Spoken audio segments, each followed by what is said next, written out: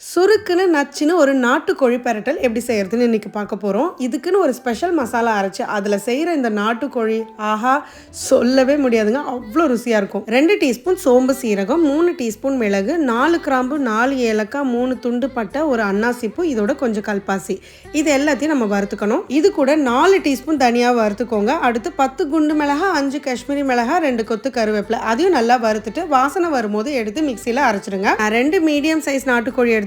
அதுக்கு இந்த மசாலா பெர்ஃபெக்ட்டா இருக்கும். இப்போ ஒரு அகலமான கடாயில 2 குழிக்கரண்டி எண்ணெய், 1 டீஸ்பூன் சோம்பு, 10 காஞ்ச மிளகாய், கொஞ்சமா கருவேப்பிலை சேர்த்து தாளிச்சிட்டு 3 வெங்காயத்தை தூளா கட் பண்ணி சேர்த்து நல்லா கலர் மாறுற அளவுக்கு வதக்கிக்கோங்க.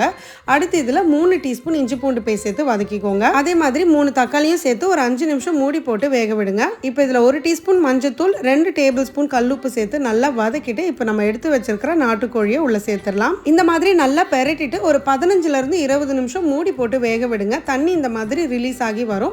அப்போ நம்ம அரைச்ச மசாலாவை உள்ள சேர்த்துட்டு மறுபடியும் ஒரு 20ல இருந்து 25 நிமிஷம் லோ ஃப்ளேம்ல வேக விடுங்க. ஒருவேளை நீங்க ப்ரெஷர் குக்கர்ல செய்யறதா இருந்ததுன்னா இதே மாதிரி 1 கப் தண்ணி ஊற்றி நான் மூடி போட்டு வேக விடுற மாதிரி நீங்க 2 விசிலுக்கு மட்டும் வேக வச்சு எடுத்துக்கோங்க. இந்த மாதிரி நார்மல் கடாயில நீங்க செய்யறதா இருந்தா 30ல இருந்து 40 நிமிஷம் ஆகும் நல்லா சாஃப்டா வெந்து வர்றதுக்கு. ஃபைனலி நிறைய கொத்தமல்லி சேர்த்துட்டு சுட சுட சர்வ் பண்ணுங்க. இந்த நாட்டுக்கோழி பெரட்டலை வச்சு நாட்டுக்கோழி தண்ணி குழம்பு செஞ்சிருக்கேன். அதை நான் யூடியூப்ல லெங்தி வீடியோவா அப்லோட் பண்ணிருக்கேன். கண்டிப்பா போய் செக் பண்ணுங்க. எப்படி